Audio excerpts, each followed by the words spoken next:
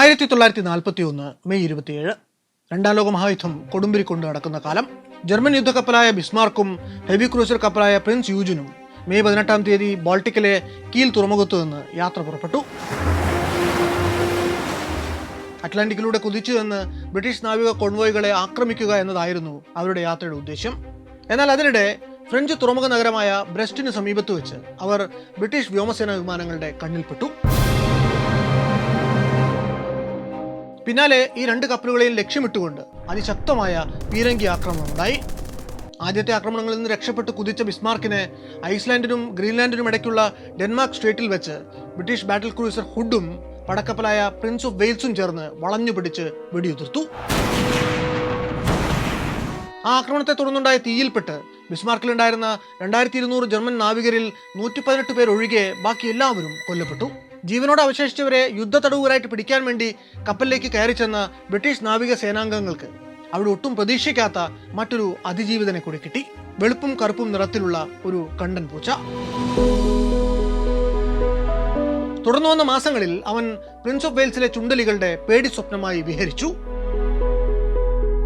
1941 December 10 തീയതി മലേഷ്യക്കടുത്തുള്ള ക്വാണ്ടാന്റെ തീരക്കടലിൽ വെച്ച് അപ്രതീക്ഷിതമായി പാഞ്ഞു വന്ന ഒരു ജാപ്പനീസ് ടോർപിഡോ ആ പടക്കപ്പലിനെ മുക്കിക്കളയും വരെയും അവൻ ബ്രിട്ടീഷ് സേനയിലെ തന്റെ സ്തുത്യർഹമായിട്ടുള്ള സേവനം തുടർന്നുപോയി.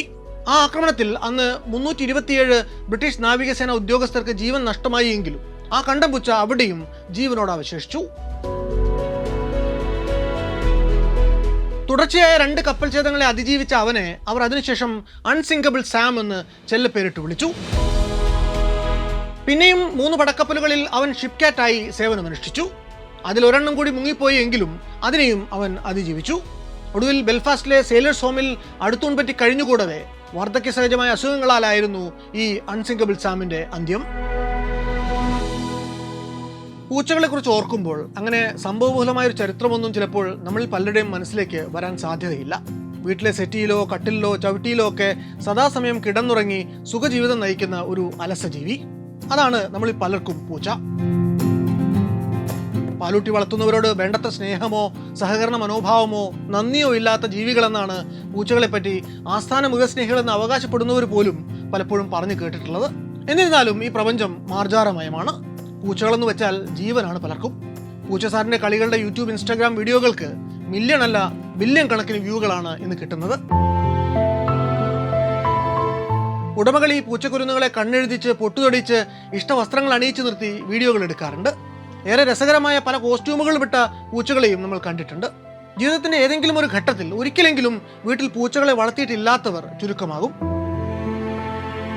എന്തൊക്കെ തരം പൂച്ചകളാണ് നമ്മുടെ നാട്ടിൽ? ഈ കൂട്ടത്തിൽ ഏതെങ്കിലും ഒരിനം പൂച്ചയെ നിങ്ങൾ എന്തെങ്കിലും വീട്ടിൽ വളർത്തിയിട്ടുണ്ട് എങ്കിൽ അതിന്റെ പേരൊന്ന് ഓർത്തെടുക്കാൻ ശ്രമിക്കൂ. അപ്പോൾ ആ മുഖം ഓർമ്മയുടെ മാറാലകൾ നീക്കി മനസ്സിലേക്ക് കടന്നു വരുന്നുണ്ടോ എന്ന് നോക്കൂ. ഏറെ പ്രിയപ്പെട്ട എത്രയെത്ര പൂച്ച ഓർമ്മകളാണ് നമ്മളെ തേടി എത്തുക എന്ന് അപ്പോൾ അറിയാം. ആദിപുരാതന കാലം തൊട്ട് തന്നെ മനുഷ്യന്റെ ആവാസ വ്യവസ്ഥയിലേക്ക് കടന്നു വന്ന പൂച്ച എന്ന ജീവിവർഗം അവിടെ നിങ്ങോട്ട് നമ്മുടെ ചിന്തകളിലും പ്രവൃത്തികളിലും ചെലുത്തിയിട്ടുള്ള അത്യസാധാരണമായ സ്വാധീനങ്ങളുടെ കഥ. ഈജിപ്തിലെ മമ്മികളിൽ തൊട്ട് നമ്മുടെ സ്വീകരണ മുറിയിലെ സോഫയിൽ വരെ സാന്നിധ്യം ഉറപ്പിച്ചിട്ടുള്ള ഈ മാർജാര ജന്മം നമ്മൾ പോലും അറിയാതെ നമ്മുടെ ജീവിത ചുറ്റുപാടുകളുടെ ഭാഗമായി തീർന്നതിൻ്റെ കഥ. അത് വല്ലാത്തൊരു കഥയാണ്.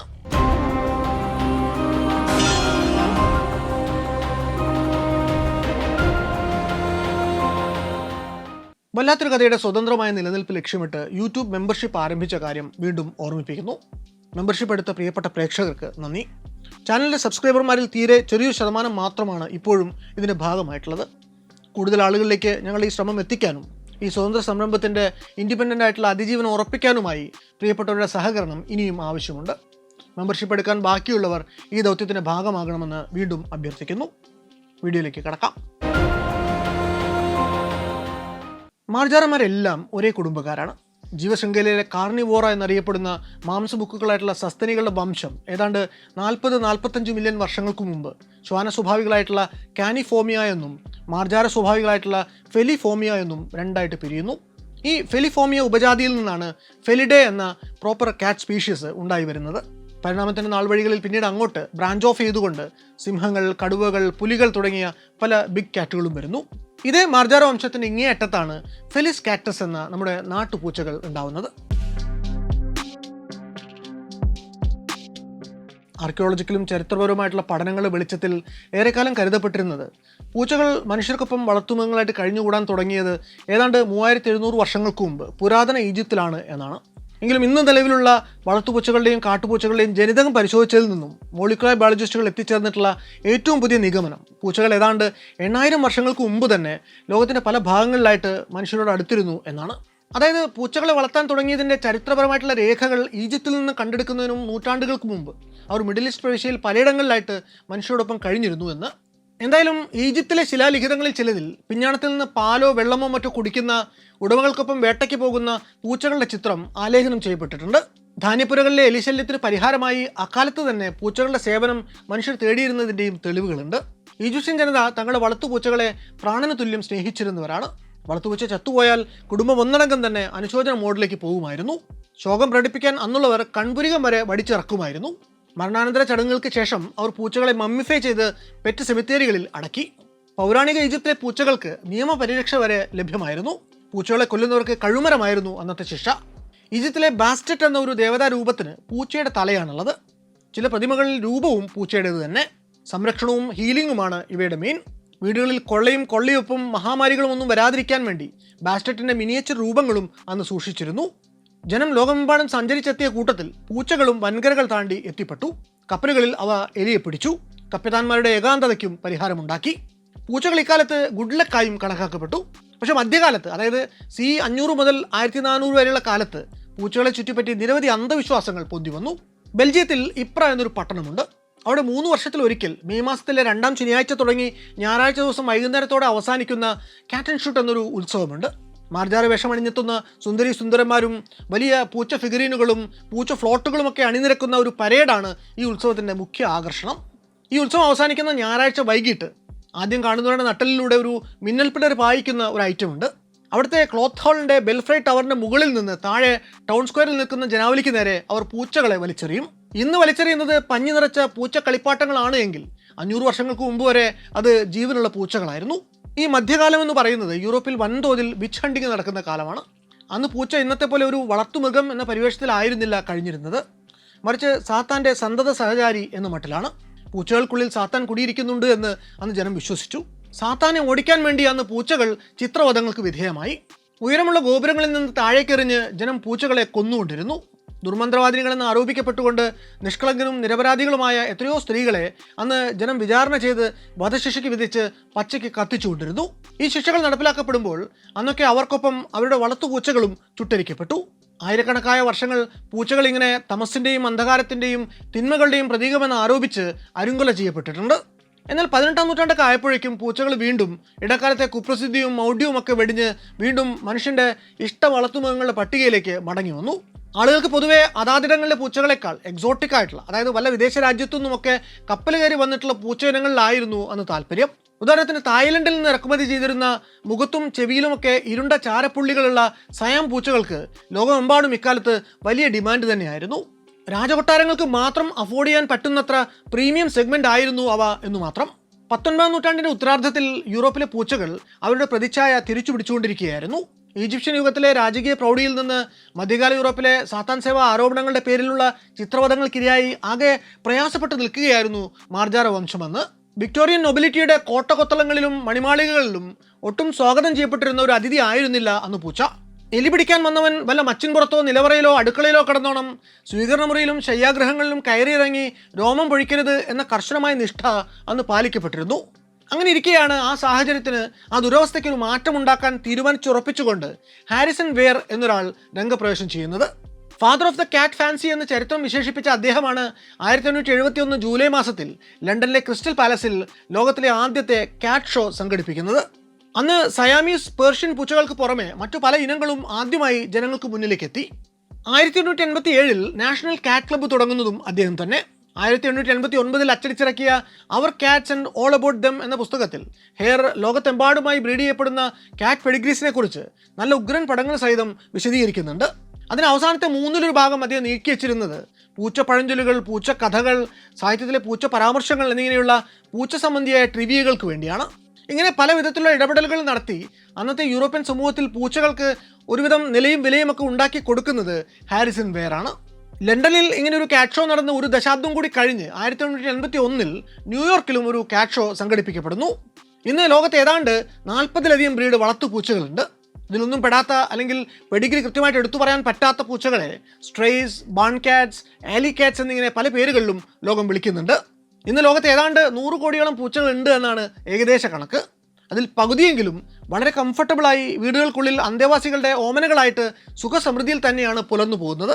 അമേരിക്ക, ചൈന, ബ്രസീൽ, റഷ്യ എന്നീ രാജ്യങ്ങളാണ് പൂച്ചപ്രേമത്തിൽ മുന്നിൽ നിൽക്കുന്നത്. അപൂർവ ശാരീരിക സിദ്ധികളുള്ള ഒരു ജീവിവർഗമാണ് ഈ പൂച്ചകൾ. നിന്ന നിൽപ്പിന് കുതിച്ചു ചാടും, പതിയിരുന്ന് ചാടി വീഴും, ഉറക്കം വരുമ്പോൾ ഒരു രോമപ്പന്തായിട്ട് ചുരുണ്ടുകൂടുകയും ചെയ്യും. ബിഗ് കാറ്റുകളായിട്ടുള്ള കടുവ, പുലി എന്നിവയുടെ അതേ ഘടനയിൽ തന്നെയാണ് വളർത്തുപൂച്ചകളുടെയും രൂപം. ഏകദേശം 2.7 കിലോയ്ക്കും 6.8 കിലോയ്ക്കും ഇടയിലാണ് സാമാന്യ വളർച്ചയെത്തിയ ഒരു പൂച്ചയുടെ ശരാശരി ശരീരഭാരം. നമ്മുടെ ദേഹത്ത് 206 അസ്ഥികളാണ് ഉള്ളതെങ്കിൽ പൂച്ചയുടെ ദേഹത്ത് 230 എണ്ണമുണ്ട്. 10-24 അല്ലെങ്കിലും കൂടുതലാണ് പൂച്ചയ്ക്ക് എന്നർത്ഥം. പൂച്ചകളുടെ ഫിസിയോളജി പരിശോധിച്ചാൽ അവയുടെ വെർട്ടിബ്രേ അഥവാ നട്ടലിൻ്റെ അസ്ഥികളുടെ അറേഞ്ച്മെൻറ്റ് നമ്മൾ മനുഷ്യരേതിനേക്കാൾ കുറെ കൂടി ലൂസ് ആൻഡ് ഫ്ലെക്സിബിൾ ആണ് എന്ന് കാണാം.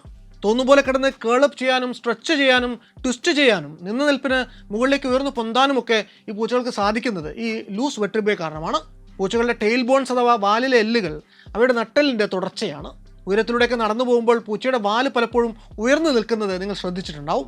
ബാലൻസ് ചെയ്യാൻ വേണ്ടിയാണ് പൂച്ചകൾ അവയുടെ വാൽ ഇങ്ങനെ പൊക്കി പിടിക്കുന്നത്. എങ്ങനെ വീണാലും പൂച്ച 4 കാലിൽ തന്നെ എന്ന് നമ്മൾ പഴഞ്ചൊല്ലൊക്കെ പറയുന്ന ആ ഒരു അജിലിറ്റി പൂച്ചയ്ക്ക് ഉണ്ടായത് പക്ഷേ അവരുടെ ഈ ഫ്ലെക്സിബിൾ സ്കെലിറ്റൽ സിസ്റ്റം ഒന്നുകൊണ്ട് മാത്രമല്ല. അതിനവരെ പ്രാപ്തരാക്കുന്നത് സെൽഫ് റൈറ്റിംഗ് റിഫ്ലക്സ് എന്ന ഒരു സവിശേഷതയാണ്. ഉയരത്തിൽ നിന്ന് താഴേക്ക് വരുന്ന ആ വീഴ്ചയിൽ തന്നെ പൂച്ചയുടെ ദേഹം ഓട്ടോമാറ്റിക്കായിട്ട് തിരിഞ്ഞു മറിഞ്ഞ് പിൻകാലുകൾ ഊന്നി ശരീരം ഒരു പ്രത്യേക തരത്തിൽ ആർച്ച് ചെയ്ത് വളരെ സോഫ്റ്റായിട്ട് അത് നിലം തൊടൂ.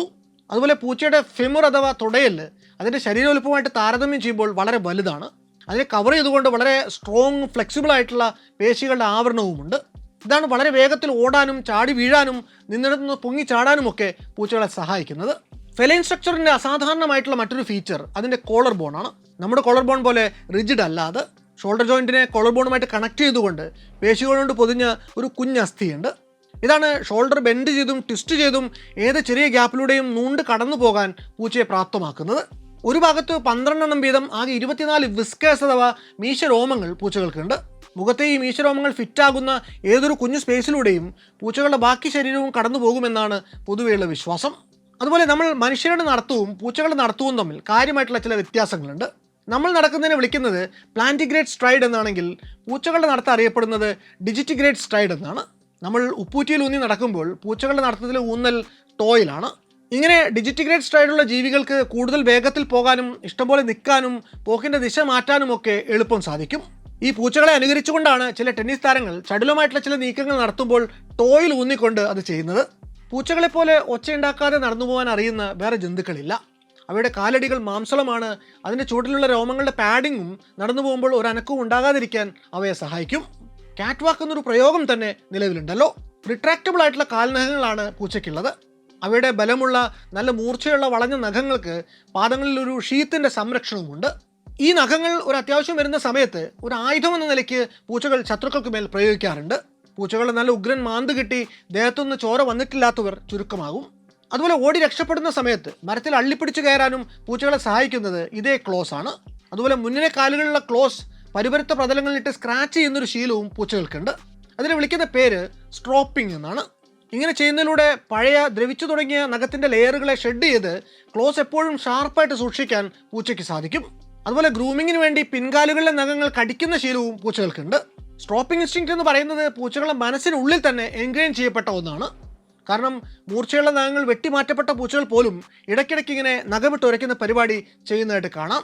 വളർത്തുപൂച്ചകളുടെ ദേഹത്തെ നനുനരുത്ത രോമങ്ങൾ 3 ലെയറാണ്. നേർത്ത രോമങ്ങളുടെ അണ്ടർകോട്ടിനെ വിളിക്കുന്ന പേര് ഡൗൺ ഹെയർസ് എന്നാണ്.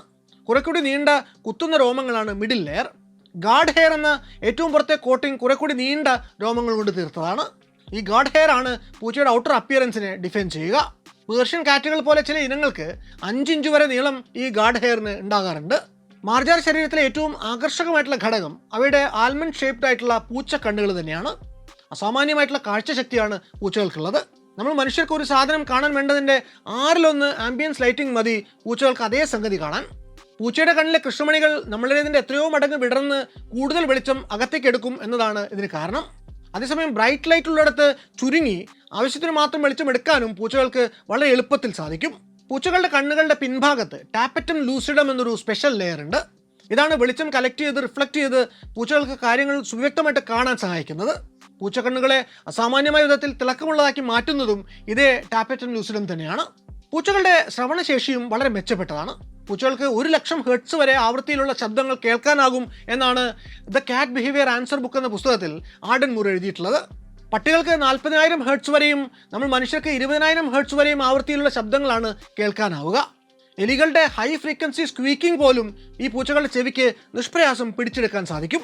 അതുപോലെ കോൺ ഷേപ്പിലുള്ള പൂച്ചകളുടെ ചെവിയുടെ ഡിസൈൻ പോലും വിചിത്രമാണ്. ഒരു ചെവി മാത്രമായും 2 ചെവി ഒരുമിച്ചും അനക്കാൻ പൂച്ചയ്ക്ക് നിഷ്പ്രയാസം സാധിക്കും. ശബ്ദം പിടിച്ചെടുക്കാൻ വേണ്ടി ഏത് ദിശയിലേക്ക് വേണമെങ്കിലും നിമിഷാർദ്ധ നേരം കൊണ്ട് ഈ ചെവി വെട്ടിക്കാനാകും. മനുഷ്യരുടെ മൂക്കിൽ ഏതാണ്ട് 50 ലക്ഷം നെർവെൻറ്റുകൾ മാത്രമാണ് ഉള്ളതെങ്കിൽ പൂച്ചയുടെ മൂക്കിൽ അത് ഏതാണ്ട് 20 കോടി വരും. അതുകൊണ്ട് തന്നെ പൂച്ചയുടെ ഘ്രാണശക്തി നമ്മുടെ എത്രയോ ഇരട്ടിയാണ്. പുതിയ ഇടങ്ങൾ തേടിപ്പിടിക്കാനും മനുഷ്യരെയും ഭക്ഷണങ്ങളെയും ഇടകളെയും സ്വന്തം ടെറിട്ടറിയും ഒക്കെ തിരിച്ചറിയാനും പൂച്ചകളെ സഹായിക്കുന്നത് ഗന്ധമാണ്. അതുപോലെ ഓരോ പൂച്ചകളുടെയും മൂക്കിൽ കാണുന്ന റിഡ്ജ് പാറ്റേണുകൾ നമ്മുടെ കൈപ്പത്തിയിലെ രേഖകൾ പോലെ വളരെ യുണീക്കാണ്. ഈ പൂച്ചകൾക്ക് എന്തെങ്കിലും കുറവുണ്ടെങ്കിൽ അത് ടേസ്റ്റ് അറിയാനുള്ള സിദ്ധി മാത്രമാണ്. നമ്മുടെ നാക്കിൽ ഏതാണ്ട് 9,000-ഓളം രുചിമുകുളങ്ങൾ ഉണ്ടെങ്കിൽ പൂച്ചയ്ക്കുള്ളത് വെറും 473 മാത്രമാണ്. ഈ ടേസ്റ്റ് ബഡ്സ് ആകെ വളരെ കുറച്ച് മാത്രം ഉള്ളതുകൊണ്ടും ഉള്ളവ വേണ്ട പോലെ ഡെവലപ്പ് ചെയ്തിട്ടില്ലാത്തതുകൊണ്ടും പൂച്ചകൾ രുചിയേക്കാൾ ആശ്രയിക്കുന്നത് ഗന്ധത്തെയാണ്. പൂച്ചയുടെ വായ്ക്കുള്ളിൽ അപ്പർ റൂഫിൽ ഒരു സവിശേഷ അവയവം വേറെയുമുണ്ട്. ജേക്കബ്സൺസ് അല്ലെങ്കിൽ വാമറോ നേസൽ ഓർഗൻ എന്നാണ് ഇത് അറിയപ്പെടുന്നത്. ഉരകങ്ങൾക്കും നായ്ക്കളെ പോലെ ചില സസ്തനികൾക്കും ഒപ്പം ഗന്ധങ്ങൾ രുചിച്ചറിയാൻ പൂച്ചകളെ സഹായിക്കുന്നത് ഈ അവയവമാണ്. അത് പൂച്ച ചെയ്യുന്നത് ഇങ്ങനെയാണ്. ചുണ്ടുകൾ അകത്തേക്ക് മടക്കി പിടിച്ച് വാ തുറന്നു പിടിച്ച് പൂച്ച ഒരു കവിൾ ശ്വാസം ഉള്ളിലേക്ക് എടുക്കും. ഫ്ലെമൻ ബ്രീത്തിങ് എന്നാണ് ഇതിന് ശാസ്ത്രത്തിൽ പറയുന്ന പേര്. ഇങ്ങനെ ഗന്ധം ഉള്ളിലേക്ക് വാ വഴി വലിച്ചെടുത്ത് പരിശോധിച്ചാണ് പൂച്ച അവിചാരിതമായിട്ട് എത്തിപ്പെടുന്ന പുതിയ ഇടങ്ങൾ പരിശോധിച്ച് ഉറപ്പിക്കുന്നത്. സന്താനങ്ങളെ പെറ്റുകൂട്ടാനും മിടുക്കരാണ് പൂച്ചകൾ. എന്നുവെച്ചാൽ തൻ്റെ ആയുഷ്കാലം കൊണ്ട് ഒരുപാട് പിള്ളേർ ഒരു തള്ളപ്പൂച്ചയ്ക്ക് ഉണ്ടാവും. 6 മാസത്തിനും 9 മാസത്തിനും ഇടയിൽ പ്രായമുള്ളപ്പോൾ തന്നെ ആദ്യത്തെ പ്രസവം ഉണ്ടാകും. ഒരൊറ്റ പ്രസവത്തിൽ ഒരു തള്ളപ്പൂച്ചയ്ക്ക് ഉണ്ടാകുന്ന കുട്ടികളെ ഒന്നായിട്ട് വിളിക്കുന്ന പേര് ലിറ്റർ ഓഫ് കാറ്റ്സ് എന്നാണ്. ഒരു ലിറ്ററിൽ 3 മുതൽ 6 അതിലധികമോ ഒക്കെ കുഞ്ഞുങ്ങൾ ഉണ്ടാകാറുണ്ട്. വർഷത്തിൽ 2 പേരാണ് പൊതുവെ പതിവ്. 10-12 വയസ്സ് പ്രായം വരെയൊക്കെ പൂച്ചകൾ ഇണചേർന്നിങ്ങനെ പ്രസവിച്ചുകൊണ്ടേയിരിക്കും. ഇണചേരാൻ തയ്യാറായി നിൽക്കുന്ന പെൺപൂച്ചയെ ക്വീൻ എന്നും ഇണചേരാൻ എത്തുന്ന ആൺപൂച്ചയെ ടോം എന്നും വിളിക്കും. പൂച്ചയ്ക്ക് അങ്ങനെ ഫിഡലിറ്റി ഒന്നുമില്ല. നമ്മുടെ ഭാഷയിൽ പറഞ്ഞാൽ പോളിഗാമിക്കാണ് ഈ പൂച്ചകൾ. ഒരു ഈസ്ട്രജൻ സൈക്കിളിൽ അഥവാ ഹീറ്റ് സൈക്കിളിൽ പെൺപൂച്ച ഒന്നിലധികം ആൺപൂച്ചകളുമായിട്ട് ഇണചേരാറുണ്ട്. മറ്റു ജീവികളിൽ നിന്ന് പൂച്ചയ്ക്ക് മാത്രമുള്ളൊരു വ്യത്യാസം എന്താണെന്ന് വെച്ചാൽ അവ ഇൻഡ്യൂസ്ഡ് ഓവുലേറ്റേഴ്സ് ആണ് എന്നതാണ്. അതായത് ഇണചേരുമ്പോൾ ഉണ്ടാകുന്ന ഉത്തേജനം വഴിയാണ് അവയിൽ ഓവുലേഷൻ ഉണ്ടാകുന്നത്. അല്ലാതെ മറ്റു പല ജീവികളെയും പോലെ കൃത്യമായ ഇടവേളകളിൽ സ്വയം സംഭവിക്കുന്നതല്ല. അതായത് ഒരു ടോം മേറ്റ് ചെയ്യാൻ വേണ്ടി വരുമ്പോൾ അതിന് ക്വീൻ തയ്യാറായാൽ ആ ഉത്തേജനത്തിൻ്റെ പുറത്ത് അതിന് ഓവുലേഷൻ സംഭവിക്കും. ഓരോ തവണയും പുറത്തു വരുന്ന അണ്ടങ്ങൾ വ്യത്യസ്ത ആൺപൂച്ചകളുടെ ബീജങ്ങളുമായിട്ട് ചേർന്ന് ഭ്രൂണങ്ങൾ ഉണ്ടാകും. ഇതിനെയാണ് സൂപ്പർ ഫെക്കുൻഡേഷൻ എന്ന് വിളിക്കുന്നത്. ഒരു ലിറ്ററിൽ തന്നെ പല ടോംസിൽ നിന്നുള്ള കുഞ്ഞുങ്ങൾ ഉണ്ടായി എന്ന് വരാം. ഏതാണ്ട് 65 ദിവസത്തോളമാണ് ഒരു പൂച്ചയുടെ ഗർഭകാലം. പൂർണ്ണ ഗർഭിണിയാവുന്ന സമയത്ത് തള്ളപ്പൂച്ച തനിക്ക് ചെന്ന് കടന്ന് പ്രസവിക്കാൻ സമാധാനമുള്ള ഒരിടം തപ്പി കണ്ടുപിടിക്കും. അത് മിക്കവാറും തൊഴുത്തോ തട്ടിൻപുറമോ ചായ്പോ ഒക്കെ ആവാം. പ്രൈവസിയും സേഫ്റ്റിയുമാണ് മുഖ്യം. പ്രസവത്തിൻ്റെ തൊട്ടു തലേ ദിവസങ്ങളിൽ തള്ളപ്പൂച്ചയ്ക്ക് ഉത്കണ്ഠയും ടെൻഷനും ഒക്കെ കൂടി ഭക്ഷണം കഴിക്കുന്നത് നിർത്തും. ഡെലിവറി തുടങ്ങി 30 മിനിറ്റിനുള്ളിൽ തന്നെ ആദ്യത്തെ കുഞ്ഞ് പുറത്തു വരും. പിന്നെ 10-15 മിനിറ്റ് ഗ്യാപ്പിൽ കുട്ടികളിങ്ങനെ പുറത്തു വന്നുകൊണ്ടേയിരിക്കും. പെറ്റുവീഴുന്ന മുറയ്ക്ക് തൻ്റെ പരുവരുത്ത നാക്കുകൊണ്ട് തള്ളപ്പൂച്ച നവജാത പൂച്ചക്കുഞ്ഞുങ്ങളെ നക്കി തോർത്തി സാനിറ്റൈസ് ചെയ്തെടുക്കും. പൂച്ചകളുടെ നിറവും ലിംഗവും തമ്മിൽ ചെറുതല്ലാത്തൊരു ബന്ധമുണ്ട്. ചുവപ്പ് മഞ്ഞ കലർന്ന നിറമുള്ള പൂച്ചകളിൽ 80-90% ആൺപൂച്ചകളായിരിക്കും. എന്നാൽ 3 നിറങ്ങളുള്ള കാലിക്കോ പൂച്ചകളിൽ 90% പെൺപൂച്ചകളായിരിക്കും. ഇങ്ങനെയുള്ള പൂച്ചകളിൽ ആൺപൂച്ചകൾ ഉണ്ടാകുന്നത് വളരെ അപൂർവമാണ്. അവയ്ക്ക് വംശവർദ്ധന ശേഷിയും ഉണ്ടാകാറില്ല. പുതുതായിട്ട് പറന്നു വീഴുന്ന പൂച്ചക്കുട്ടികൾ ഏറെ നേരത്തേക്ക് കണ്ണു തുറക്കാറില്ല. ഏറെക്കുറെ ചെവിടും കേൾക്കില്ല. തുടക്കത്തിൽ ആകെ ഉണ്ടാവുക എന്തിനും ഏതിനും നേർത്ത ഒരു കരച്ചിൽ മാത്രമാണ്. വല്ലാത്തൊരു നിസ്സഹായ അവസ്ഥയിലേക്കാണ് അവ പിറന്നു വീഴുക എന്നർത്ഥം. നമ്മുടെയൊക്കെ കുഞ്ഞുങ്ങളെ മുലയൊട്ടിയാൽ മാത്രമേ അവരുടെ വിശപ്പ് മാറൂ. പൂച്ചക്കുഞ്ഞുങ്ങൾ പക്ഷേ അങ്ങനെയല്ല. ഈ അടിസ്ഥാന ചോദന എന്നൊന്നുണ്ട്. അതിൻ്റെ ഫലത്തിൽ കണ്ണ് കണ്ടുകൂടാ ചെവി കേട്ടുകൂടാ എങ്കിലും ഈ നവജാത ശിശുക്കൾ കൃത്യമായി അമ്മയുടെ അമ്മിഞ്ഞ തപ്പി കണ്ടുപിടിക്കും. അതെടുത്ത് വായിൽ വെച്ച് പാല് കുടിക്കാൻ അവർക്ക് ആരും തന്നെ പറഞ്ഞു കൊടുക്കേണ്ടതില്ല. പാല് വരുന്ന നിപ്പിൾ ഒരിക്കൽ തപ്പിയെടുത്താൽ അടുത്ത തവണ വിശക്കുമ്പോൾ കുഞ്ഞ് കൃത്യമായി അവിടെ തന്നെ എത്തും. എന്നിട്ട് മൃദുവായ പാദങ്ങൾ കൊണ്ട് ചവിട്ടി ചവിട്ടി പാൽ ഉറിഞ്ചി ഉറിഞ്ചി കുടിക്കും. ഈ ചവിട്ടിൻ്റെ കൂടെ ബലത്തിലാണ് പാൽ വേണ്ടത്ര പുറത്തേക്ക് വരിക. ഇങ്ങനെ ചവിട്ടണം പാൽ കിട്ടാൻ എന്നത് ഈ പൂച്ചക്കുഞ്ഞുങ്ങൾ അമ്മയുടെ വയറ്റിൽ നിന്ന് തന്നെ പഠിച്ചിട്ട് വരുന്ന ഒരു അതിജീവന പാഠമാണ്. അമ്മയുടെ മുലപ്പാലിൽ ഈ കുഞ്ഞുങ്ങൾക്ക് വിശപ്പടക്കാനുള്ള ജീവകങ്ങളും രോഗപ്രതിരോധ ശേഷിക്ക് വേണ്ട ഘടകങ്ങളും ഒക്കെയുണ്ട്. പെറ്റു വീഴുമ്പോൾ പൂച്ചക്കുട്ടികൾക്ക് ഭാരം 57 ഗ്രാം മുതൽ 142 ഗ്രാം വരെ മാത്രമാണ്. പിറന്നു വീണ 8-ാം ദിവസം പൂച്ചക്കുഞ്ഞുങ്ങൾ കണ്ണു തുറക്കും. 2-3 ആഴ്ച കഴിയുമ്പോൾ നന്നായി കാണാനും കേൾക്കാനും ഒക്കെ സാധിച്ചു തുടങ്ങും. 3-4 ആഴ്ച കൊണ്ട് ഖരരൂപത്തിലുള്ള ഭക്ഷണവും അവർ കഴിച്ചു തുടങ്ങും. പക്ഷെ അപ്പോഴും മുലകുടി നിർത്തില്ല. അതൊരു 8 മുതൽ 10 ആഴ്ച വരെയും നീണ്ടു നിൽക്കാറുണ്ട്. പിറന്നു വീണ് 4 മാസം കഴിഞ്ഞാൽ പിന്നെ ഈ കുഞ്ഞുങ്ങൾക്ക് സർവൈവ് ചെയ്യാൻ അമ്മ പൂച്ചയുടെ ആവശ്യമേ ഇല്ല. ഈ പരുവത്തിനൊക്കെ കുട്ടികളെ മറ്റു വീടുകളിലേക്ക് അഡോപ്റ്റ് ചെയ്യാൻ വേണ്ടി കൊടുക്കാവുന്നതാണ്. ഈ ഒരു ഘട്ടമൊക്കെ ആകുമ്പോഴേക്കും തന്നെ പൂച്ചകൾ അവരുടെ സഹോദരങ്ങൾക്കൊപ്പം കളിച്ചു തുടങ്ങും. പിന്നാലെ ഓട്ടമായി, ഒളിച്ചിരുന്ന് ചാടി വിഴക്കമായി, തമ്മിൽ കെട്ടിമറിച്ചിലായി, അങ്ങനെയുള്ള മേളങ്ങൾ പലതും അവിടെ പതിവാകും. ഇങ്ങനെ ചാടിത്തുള്ളി നടക്കുന്നത് ഈ കുഞ്ഞു പൂച്ചകളെ physically, mentally and socially develop ചെയ്യാൻ സഹായിക്കും. ഈ കളികളിലൂടെ അവർ മരങ്കേറ്റം പഠിക്കും, ഇര പിടിക്കാൻ പഠിക്കും. പലപ്പോഴും പാറ്റയോ പല്ലിയോ ഒക്കെ ആയിരിക്കും അവരുടെ ആദ്യകാല ഇരകളാവുക. വീട്ടിൽ വളരുന്ന പൂച്ചകളെക്കാൾ തെരുവ് പൂച്ചകൾക്കാണ് ഇങ്ങനെയുള്ള സർവൈവൽ സ്കില്ലുകൾ പെട്ടെന്ന് വളർന്നു വരിക. പാത്രത്തിൽ കെട്ടിക്കിടക്കുന്ന വെള്ളത്തേക്കാൾ ഒലിച്ചു വരുന്ന വെള്ളം കുടിക്കാനാണ് പൂച്ചകൾക്ക് താല്പര്യം. അതുപോലെ പലർക്കും അറിയില്ലെങ്കിലും പൂച്ചകൾക്ക് പാല് കൃത്യമായി ദഹിപ്പിക്കാൻ കഴിയില്ല എന്നതാണ് സത്യം. തുടർച്ചയായി പാല് കൊടുക്കുന്നത് ഉദരസംബന്ധമായ അസ്വസ്ഥതകൾക്കും രോഗങ്ങൾക്കുമൊക്കെ കാരണമാകാറുണ്ട്. 5-6 മാസമൊക്കെ കഴിയുമ്പോൾ പൂച്ചകളുടെ ബാല്യം അവസാനിച്ചു എന്നാണ് വിദഗ്ധർ പറയുന്നത്. അതായത് പിന്നീട് അങ്ങോട്ട് മരിക്കും വരെയുള്ള അഡൽട്ട്ഹുഡാണ് അവരെ കാത്തിരിക്കുന്നത്. തെരുവിൽ പൂച്ചകളുടെ ജീവന് ഭീഷണിയായിട്ട് പലതുമുണ്ട്. മറ്റുള്ള മൃഗങ്ങളെ ആക്രമിക്കാം, പകർച്ചവ്യാധികൾ പിടിപെടാം, വണ്ടി ഇടിച്ചു മരിക്കാം, കാലാവസ്ഥയുടെ കാഠിന്യം താങ്ങാനാവാതെയും മരിച്ചു പോകാം. ഭാഗ്യമുണ്ടെങ്കിൽ ഈ തെരുവ് പൂച്ചകൾ ഒരു 8-9 വയസ്സ് വരെയൊക്കെ ജീവിച്ചിരുന്നു എന്ന് വരാം. വീട്ടിനുള്ളിൽ ഓമനിച്ചു വളർത്തുന്ന പൂച്ചകൾക്ക് പലപ്പോഴും വേണ്ടത്ര ശ്രദ്ധ കൊടുത്താൽ ഒരു 16 വയസ്സ് വരെയൊക്കെ ആയുസ് ഉണ്ടാവാറുണ്ട്. 10 വർഷം പ്രായമുള്ള പൂച്ച എന്ന് പറയുന്നത് സത്യത്തിൽ 60 വയസ്സ് പ്രായമുള്ള മനുഷ്യന് തുല്യമാണ്. അനൗദ്യോഗിക വെജിറ്റേറിയന്മാരാണ് ഈ പൂച്ചകൾ. എന്നാൽ അവയ്ക്ക് പൂർണ്ണമായും സസ്യബുക്കുകളാവാനും സാധിക്കില്ല. അവയുടെ നിലനിൽപ്പിന് മാംസാഹാരം അത്യന്താപേക്ഷിതമാണ്. മറ്റൊരു രസകരമായ കാര്യം പൂച്ചകൾക്ക് മധുരം രുചിക്കാനുള്ള കഴിവില്ല എന്നതാണ്. പ്രായാധിക്യത്തിൽ മനുഷ്യരെ ബാധിക്കുന്ന ജരാനര പീഡകളെല്ലാം തന്നെ പൂച്ചകളെയും വന്ന് പിടികൂടാറുണ്ട്. പൂച്ചയ്ക്കും പ്രമേഹം വരാം, കിഡ്നി തകരാറിലാകാം, കാഴ്ചയും കേൾവിയും ഒക്കെ നശിച്ചു പോകാം. ശബ്ദങ്ങളോട് വളരെ സെൻസിറ്റീവാണ് ഈ പൂച്ചകൾ. പെട്ടെന്ന് വലിയൊരു ശബ്ദമുണ്ടായാൽ അവർ ഞെട്ടി ഭയന്ന് ഓടിപ്പോയി എന്ന് വരാം. പ്രായമേറും തോറും പൂച്ചകൾക്ക് ഉറക്കം കൂടുതൽ വേണം, കൂടുതൽ സമാധാനപ്രിയരുമാകും അവർ. പൂച്ചകളെപ്പോലെ വൃത്തിപ്രിയരായിട്ടുള്ള മൃഗങ്ങൾ വേറെയില്ല. നിത്യേന 10-16 മണിക്കൂർ ഉറക്കം കഴിഞ്ഞാൽ അവയുടെ പ്രധാന പരിപാടി പരുവരുത്ത നാക്കുകൊണ്ട് ഉമിനീര് കൂട്ടി ദേഹം മുഴുവനും നക്കി തോർത്തുക എന്നതാണ്. വല്ലാത്ത ഫ്ലെക്സിബിലിറ്റി ആയതുകൊണ്ട് തലയും മുഖവും ഒഴികെ സ്വന്തം ശരീരത്തിലെ ഓരോ ഇഞ്ച് സ്ഥലത്തും പൂച്ചയുടെ നാക്കെത്തും. കാൽപാദങ്ങൾ നക്കി അതുകൊണ്ട് മുഖവും തലയും ക്ലീൻ ചെയ്യാനും പൂച്ചകൾക്കറിയാം. സ്വന്തമായിട്ട് ഗ്രൂമിംഗ് നടത്തുന്നവരാണ് ഈ പൂച്ചകൾ.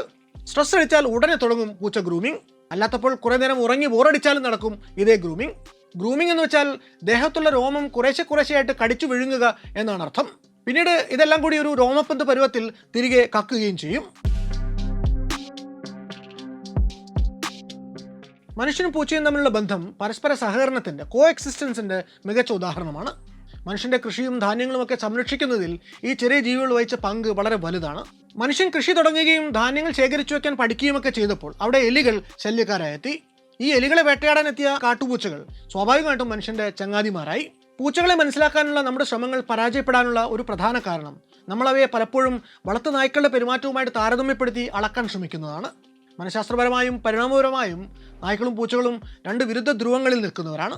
നായ്ക്കൾ പാക്ക് അനിമൽസ് ആണെങ്കിൽ പൂച്ചകൾ സോളിറ്ററി ഹണ്ടേഴ്സാണ്.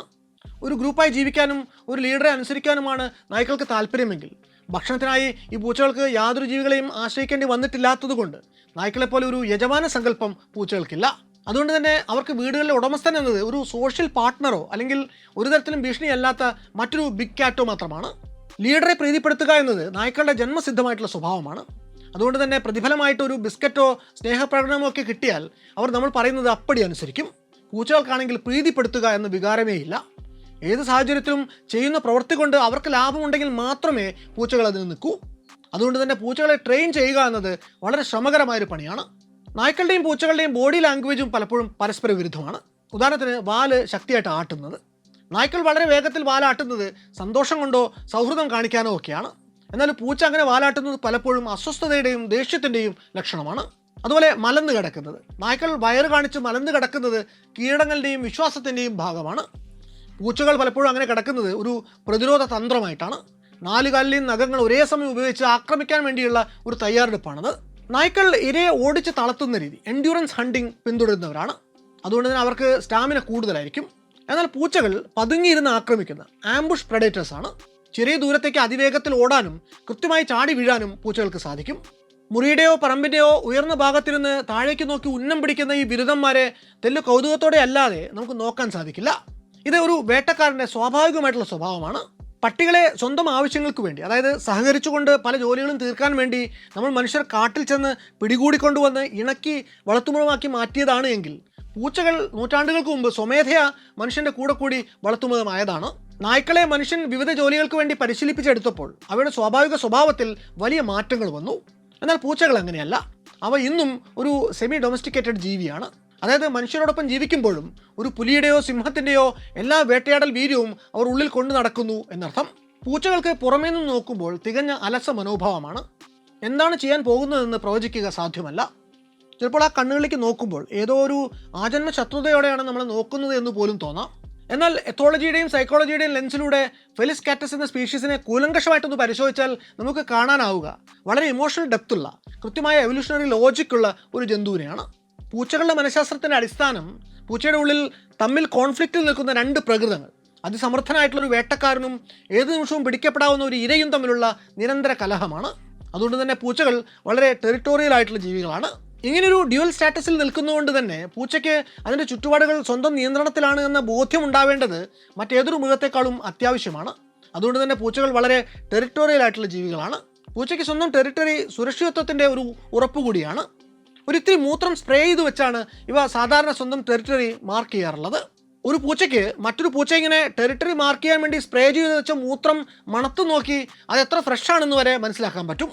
വീട്ടിൽ വളർത്തുന്ന പൂച്ചകൾ, വിശേഷിച്ച് ലിറ്റർ ബോക്സിൽ മാത്രം മൂത്രമൊഴിക്കാൻ പരിശീലനം സിദ്ധിച്ച പൂച്ചകൾ പൊതുവെ ഇപ്പോഴേക്ക് നിൽക്കാറില്ല. എന്നാൽ അതേ വീട്ടിൽ നിങ്ങളൊരു പുതിയ പൂച്ചയെ ഇൻട്രൊഡ്യൂസ് ചെയ്യുകയാണെങ്കിൽ മര്യാദരാമനായിരുന്ന ആദ്യത്തെ പൂച്ച അടുത്ത ദിവസം മുതൽ ടെറിട്ടറി മാർക്ക് ചെയ്യാൻ വേണ്ടി മൂത്രം പുറത്ത് സ്പ്രേ ചെയ്തു തുടങ്ങും. അതുപോലെ ടെറിട്ടറി മാർക്ക് ചെയ്യാനുള്ള പൂച്ചയുടെ അടുത്ത വഴി ബണ്ടിങ് അഥവാ കവിളിനോട് ചേർന്ന് കിടക്കുന്ന ടെമ്പറൽ ഗ്ലാൻസിൽ നിന്ന് പുറപ്പെടുന്ന ഫെറോമോൺ പുരട്ടുകയാണ്. പൂച്ചകൾ സോഫയിലും മറ്റും മുഖം കൊണ്ട് ഉരസുന്നതും തങ്ങൾക്കിഷ്ടമുള്ള മറ്റു പൂച്ചകളെയോ മനുഷ്യരെയോ ഒക്കെ നേർക്കുനേർ കാണുമ്പോൾ തല കൊണ്ടുവന്ന് അവർക്ക് മേൽ മുട്ടിക്കുകയും ഒക്കെ ചെയ്യുന്നത് വിശ്വസിക്കാവുന്ന കൂട്ടമെന്ന് ഉറപ്പിക്കാൻ വേണ്ടിയാണ്. അങ്ങനെ ചെയ്യുന്നതിലൂടെ പൂച്ച സ്വന്തം എന്ന് ക്ലെയിം ചെയ്യുക കൂടിയാണ് ചെയ്യുന്നത്. പൂച്ചകൾക്ക് നമ്മുടെ സ്നേഹമുണ്ട് എന്നതിൻ്റെ ആദ്യ ലക്ഷണമാണ് ഫെലൈൻ കിസ് എന്നും അറിയപ്പെടുന്ന കണ്ണുകളുടെ നേരിയ ഇമപൂട്ടൽ. കാണുമ്പോൾ കണ്ണടയ്ക്കാൻ തയ്യാറാവുന്നതോടെ പൂച്ച വ്യക്തമാക്കാൻ ആഗ്രഹിക്കുന്നത് നിങ്ങളെ വിശ്വാസമാണ് എന്നും മുൻകരുതലിൻ്റെ അല്ലെങ്കിൽ പ്രതിരോധത്തിൻ്റെ കവചം തെല്ലൊന്ന് അയക്കാൻ അത് സന്നദ്ധമായിട്ടുണ്ട് എന്നുമാണ്. ഒരു പൂച്ച നടന്നു വരുന്നത് സന്തോഷത്തോടെയാണ് എങ്കിൽ അതിൻ്റെ ബോഡി ലാംഗ്വേജ് കണ്ടാൽ തന്നെ മനസ്സിലാകും. വളരെ റിലാക്സ്ഡ് ആയിട്ടുള്ള സ്റ്റഡി ആയിട്ടുള്ള നടത്തം. വാലിങ്ങനെ പൊന്തി അറ്റം ചെറുതായി ആട്ടി ആട്ടി നടക്കും. എന്നാൽ വാലൊരു ചോദ്യചിഹ്നം പോലെ സ്ട്രെയിറ്റ് ആക്കി ഉയർത്തി സ്റ്റിഫാക്കി പിടിച്ചാൽ അതിൻ്റെ അർത്ഥം അത് പേടിയിൽ നിന്ന് ഉത്ഭവിച്ച ഒരു ഡിഫൻസീവ് പോസാണ് എന്നാണ്. പൂച്ചകൾ നമ്മോട് പല വിധത്തിൽ സമ്മതിക്കാൻ ശ്രമിക്കും. അത് ചിലപ്പോൾ ഒരു നോട്ടമാകാം, ശരീരത്തിൻ്റെ ചലനമാകാം, മ്യാവൂ ശബ്ദമാകാം, അല്ലെങ്കിൽ ചില സ്പെഷ്യൽ ശബ്ദങ്ങളുമാവാം. അപ്പോൾ ഒന്നൊന്നായി നമുക്കെടുത്ത് പരിശോധിക്കാം. മ്യാവൂ എന്നതാണല്ലോ പൂച്ചയുടെ അടിസ്ഥാനപരമായ ഭാഷ. പൂച്ചകൾ പുറപ്പെടുവിക്കുന്ന മ്യാവൂ ശബ്ദങ്ങൾ ഏതാണ്ട് 20 തരത്തിലുള്ളത് വളരെ ഡിസ്റ്റിങ്ക്റ്റ് ആയി തന്നെ ഗവേഷകർ തിരിച്ചറിഞ്ഞ് ക്രോഡീകരിച്ചിട്ടുണ്ട്. ഇതിൽ ഓരോ ഒച്ചയും ഒരു പ്രത്യേക വികാരത്തെ, ഒരു പ്രത്യേക മെസ്സേജിനെ കമ്മ്യൂണിക്കേറ്റ് ചെയ്യാൻ ഉദ്ദേശിച്ചിട്ടുള്ളതാണ്. ഒന്ന് ക്ഷമയോടെ ശ്രദ്ധിച്ച് കേട്ട് പരിശീലിച്ചാൽ ഇത് ഓരോന്നും കൃത്യമായി തിരിച്ചറിയാനും പൂച്ചകളെ വളർത്തുന്നവർക്ക് നിഷ്പ്രയാസം സാധിക്കും. എഴുതി വയ്ക്കുമ്പോൾ 2 അക്ഷരത്തിൻ്റെ ലാളിത്യം അതിനുണ്ട് എങ്കിലും അതിൻ്റെ ക്ലാസിക്കൽ വേരിയേഷൻസ് തന്നെ നിരവധിയുണ്ട്. ഉദാഹരണത്തിന് കുറുകിയ ഹൈ പിച്ചിലുള്ള മ്യാവൂ ശബ്ദം പൂച്ചയിൽ നിന്നുള്ള വളരെ ഫ്രണ്ട്ലി ആയിട്ടുള്ള ഒരു ഗ്രീറ്റിംഗ് മെസ്സേജാണത്. അതുപോലെ തുടർച്ചയായ കുഞ്ഞു കുഞ്ഞു മ്യാവൂ ശബ്ദങ്ങൾ ഇട്ടാൽ അതിൻ്റെ അർത്ഥം പൂച്ച നിങ്ങളെ കണ്ടപ്പോൾ വളരെ എക്സൈറ്റഡ് ആയിട്ടുണ്ട് എന്നാണ്. സാധാരണ നിങ്ങൾ വല്ല യാത്രയും പോയി തിരികെ വീട്ടിൽ വന്ന് കയറുമ്പോഴായിരിക്കും പൂച്ച ഇങ്ങനെയൊക്കെ പ്രതികരിക്കുക. അതുപോലെ മിഡ് പിച്ചിലുള്ള മറ്റൊരു മ്യാവൂ ശബ്ദമുണ്ട്. അത് പൂച്ചയുടെ അഭ്യർത്ഥനാ സ്വരമാണ്. ഒരിത്തിരി ചോർ അല്ലെങ്കിൽ ഒരിറ്റ് സ്നേഹം ഇതൊക്കെ ആയിരിക്കും പകരം പ്രതീക്ഷിക്കുന്നത്. സാമാന്യ നീളത്തിലുള്ള ഒരു മ്യാവൂ ശബ്ദം അക്ഷമയുടെ പ്രകടനമാണ്. കുറെ നേരമായി കാത്തിരിക്കുന്നു, ആ വാതിലൊന്ന് തുറന്നതാ, അല്ലെങ്കിൽ വിശന്ന് ചാവാറായി ഒരിത്തിരി പാല് തരാമോ എന്നൊക്കെയാണ് ഈർഷ്യ കലർന്ന ആ സ്വരത്തിൻ്റെ അർത്ഥം. അതുപോലെ ലോ പിച്ചിലുള്ള ഒരു മ്യാവൂ ശബ്ദം വേറെയുമുണ്ട്. അത് പരാതിപ്പെടലിൻ്റെ ടോണാണ്. ഒരു സ്ഥലത്ത് സ്വൈര്യമായിട്ട് കിടന്നുറങ്ങുന്ന പൂച്ചയെ വെറുതെ സ്ഥലം മാറ്റിയാൽ അതുണ്ടാവും. ഫുഡ് ഇഷ്ടപ്പെട്ടില്ലെങ്കിലും അതുണ്ടാവും. അതിഷ്ടമില്ലാത്തപ്പോൾ പിടിച്ച് താലോലിക്കാൻ ചെന്നാൽ ഒന്ന് വെറുതെ വിടുമോ എന്ന അർത്ഥത്തിലും ഇത് കേൾക്കാം. പിന്നെ ഒന്നുള്ളത് ഹൈ പിച്ചിൽ വളരെ ലൗഡായിട്ടുള്ള നമ്മൾ ഷ്രീക്ക് എന്നൊക്കെ വിളിക്കുന്ന മ്യാവുമാണ്. അത് സഡൻ പെയിൻ, പേടി അല്ലെങ്കിൽ ദേഷ്യത്തിൻ്റെ ലക്ഷണമാണ്. ഉദാഹരണത്തിന് അറിയാതെ ആരെങ്കിലും ചെന്ന് പൂച്ചയുടെ വാലിൽ ചവിട്ടി കൊടുത്താൽ ഉണ്ടാകുന്ന ആ ശബ്ദമാണിത്. ഇതല്ലാതെയും നിരവധി ശബ്ദങ്ങൾ പൂച്ചകൾ പുറപ്പെടുവിക്കാറുണ്ട്. പിന്നെ ഒരു ശബ്ദം മാത്രമായിട്ട് വ്യാഖ്യാനിക്കുക പ്രയാസമാണ്. പലപ്പോഴും അതിന് കോണ്ടെക്സ്റ്റ് പകർന്നുകൊണ്ട് കൃത്യമായിട്ടുള്ളൊരു ബോഡി ലാംഗ്വേജ് കൂടി ഉണ്ടാവാറുണ്ട്. മ്യാവു ശബ്ദങ്ങൾക്ക് പുറമെ ഇഷ്ടമുള്ള മനുഷ്യരെ കണ്ടാൽ പൂച്ച ഫ്രണ്ട്ലി ആയിട്ടുള്ള മറ്റു ചില ഒച്ചകളും പുറപ്പെടുവിക്കും. അക്കൂട്ടത്തിൽ ഏറ്റവും ശ്രവണമധുരമായിട്ടുള്ളത് പർറിങ് എന്ന് വിളിക്കപ്പെടുന്ന ഒരു ഒച്ചയാണ്. പൂച്ചകളുടെ വോക്കൽ കോഡ്, ഡയഫ്രം എന്നിവയിലെ വൈബ്രേഷനിലൂടെയാണ് ഈ ശബ്ദം ഉണ്ടായി വരുന്നത്. പെഡിഗ്രി, നോൺ പെഡിഗ്രി ഭേദമന്യേ എല്ലാ പൂച്ചകളും, അതിന് കുറെ കൂടി വലിയ പൂച്ച സ്പീഷീസുകളിൽപ്പെട്ടവയാണെങ്കിൽ പോലും ഇങ്ങനെ പർറ് ചെയ്യുന്നവയാണ്. പൂച്ചകുഞ്ഞുങ്ങളെ സമാധാനിപ്പിക്കാൻ വേണ്ടി തള്ളപ്പൂച്ചകൾ പുറപ്പെടുവിക്കുന്ന ശബ്ദമെന്നാണ് ഗവേഷകർ ഇതിനെ പ്രാഥമികമായിട്ട് മനസ്സിലാക്കുന്നത്. ആ ശബ്ദത്തിൻ്റെ ഓർമ്മയിലാണ് വളർച്ചയുടെ ഏതെങ്കിലും ഒരു പിൽക്കാല ഘട്ടത്തിൽ പൂച്ചകൾ വല്ലാത്ത കംഫർട്ട് സോണിൽ വന്നു എന്നവയ്ക്ക് തോന്നുമ്പോൾ, അതായത് പെറ്റ് ചെയ്യപ്പെടുമ്പോൾ അല്ലെങ്കിൽ ഗ്രൂം ചെയ്യപ്പെടുമ്പോൾ പണ്ടത്തെ അതേ ചാരിതാർത്ഥ്യ സ്വരം അറിയാതെ പുറപ്പെടുവിച്ചു പോകുന്നത്. ഇവിടെ മറ്റൊരു വിഷയമുള്ളത്, അളവിൽ കവിഞ്ഞ സന്തോഷം അനുഭവിക്കുമ്പോൾ മാത്രമല്ല പൂച്ചകൾ പർറ് ചെയ്യുക എന്നതാണ്. വല്ലാത്ത വേദനയിലിരുന്നാലും അല്ലെങ്കിൽ എന്തെങ്കിലും കാര്യമായ അസുഖമുണ്ടെങ്കിലും വല്ലാത്ത ഭയം ആവേശിച്ചിരിക്കുമ്പോഴുമൊക്കെ പൂച്ചകൾ ചെറുതായി പർറ് ചെയ്തെന്നിരിക്കും. ദേഷ്യം വന്നാൽ പൂച്ചകൾ ഹിസ്സിങ് അഥവാ ചീറ്റൽ ശബ്ദം പുറപ്പെടുവിക്കും. ഒരു പൂച്ചയുടെ വായിൽ നിന്ന് ചീറുന്ന ഒച്ച കേട്ടാൽ അതിൻ്റെ അർത്ഥം ഒന്നേ ഉള്ളൂ, അബദ്ധവശാൽ പോലും ആ വഴിക്ക് ചെന്നു പോകരുത്. ദേഷ്യം പരിധി വിടുമ്പോൾ പൂച്ചകൾ അവയുടെ പിൻഭാഗം മുകളിലേക്ക് ആർച്ച് ചെയ്ത് ഇങ്ങനെ വളയ്ക്കും. അതിൻ്റെ രോമം മൊത്തം എഴുന്നേറ്റ് നിൽക്കും, വിറയ്ക്കും. നേർക്കുനേർ വന്നു നിന്ന് ഇൻസെക്യൂർ ആക്കുന്ന പൂച്ചയ്ക്കോ പട്ടിക്കോ നേരെ അതിരൂക്ഷമായി ഇത് തുറച്ചു നോക്കും. അങ്ങനെ നോക്കുമ്പോൾ ചെവി വളഞ്ഞു പൊളഞ്ഞ് വിറച്ചു നിൽക്കും. ഇതെല്ലാം തന്നെ എൻ്റെ പാട്ടിന് വിട്ടേക്ക്, വെറുതെ വന്ന് മുട്ടാൻ നിൽക്കേണ്ട എന്ന വളരെ വ്യക്തമായിട്ടുള്ള മെസ്സേജാണ് കൊടുക്കുന്നത്. അതേസമയം ഇൻസെക്യൂർ ആകുമ്പോൾ ഈ പൂച്ച നെർവസ് ആവുകയാണ് അല്ലെങ്കിൽ ലജ്ജിക്കുകയാണ് ചെയ്യുന്നതെങ്കിൽ ബോഡി ലാംഗ്വേജ് തികച്ചും വ്യത്യസ്തമായിരിക്കും. കുനിഞ്ഞ് ഒടിഞ്ഞു കുത്തി പരമാവധി ചെറുതാകും അപ്പോൾ അവൻ്റെ രൂപം. ചെവികൾ ഈ സമയത്ത് തലയോട് ചേർന്ന് ഫ്ലാറ്റ് ആയിരിക്കും. ഇങ്ങനെ മിണ്ടാതിരിക്കുന്ന പൂച്ച തികഞ്ഞ വിധേയത്വത്തിൻ്റെ പ്രതീകമാണ്. എന്നാൽ അങ്ങനെ ഇരിക്കുന്ന പൂച്ചയെപ്പോലും തൊട്ടരികിൽ ചെന്ന് തൊടുകയോ അല്ലെങ്കിൽ അതിനെ ആരെങ്കിലും ആക്രമിക്കുകയോ ചെയ്താൽ നേരത്തെ നമ്മൾ പറഞ്ഞ അക്രമാസക്ത പോസ്റ്ററിലേക്ക് മാറാൻ പൂച്ചയ്ക്ക് നിമിഷാർദ്ധ നേരം മാത്രം മതിയാകും. പൂച്ചകളുടെ സ്ട്രോപ്പിംഗ് ഇൻസ്റ്റിങ്ക്റ്റിനെ കുറിച്ച് നമ്മൾ നേരത്തെ പറഞ്ഞു വെച്ചല്ലോ. അതുപോലെ പൂച്ചകൾക്കുള്ള മറ്റൊരു അടിസ്ഥാന ചോദനയാണ് നീഡിങ് എന്ന് പറയുന്നത്. പൂച്ചകൾ സോഫ്റ്റ് ആയിട്ടുള്ള എന്തെങ്കിലും വസ്തുക്കൾ, ബ്ലാങ്കറ്റ് പോലെ അല്ലെങ്കിൽ പതുപതുപ്പുള്ള ഒരു തലേണ പോലെ എന്തെങ്കിലും കണ്ടാൽ ചിലപ്പോൾ നിങ്ങളുടെ മടിയിൽ വന്നിരിക്കുമ്പോൾ പോലും അത് വളരെ സ്വാഭാവികമായി തന്നെ ഇതിൻ്റെ സർഫസിൽ കാൽപാദങ്ങൾ വെച്ച് ഇങ്ങനെ തുടർച്ചയായിട്ട് അമർത്താൻ തുടങ്ങും. ഇങ്ങനെ ചെയ്യുമ്പോൾ പൂച്ചയ്ക്ക് എന്തെന്നില്ലാത്ത ഒരു ആനന്ദം കിട്ടുന്നുണ്ട് എന്നാണ് ചില പഠനങ്ങൾ പറയുന്നത്. ഇങ്ങനെ പലവിധം നമ്മളോട് സമ്മതിക്കും പൂച്ചകളെങ്കിലും വേദന ഒളിപ്പിക്കാനും അവരെ കഴിഞ്ഞേ മറ്റാരുമുള്ളൂ.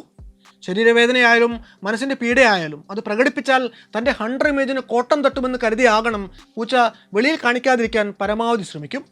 അങ്ങനെ ഉള്ളിലൊതുക്കുന്ന ട്രോമകളുടെ ക്രോണിക് പെയിൻ പലപ്പോഴും പുറത്തു വരിക പൂച്ചകളുടെ ഭാഗത്തു നിന്ന് നമ്മൾ വികൃതി അല്ലെങ്കിൽ ചീത്ത പെരുമാറ്റമെന്ന് വ്യാഖ്യാനിക്കും വിധത്തിലുള്ള ചിലതാണ്.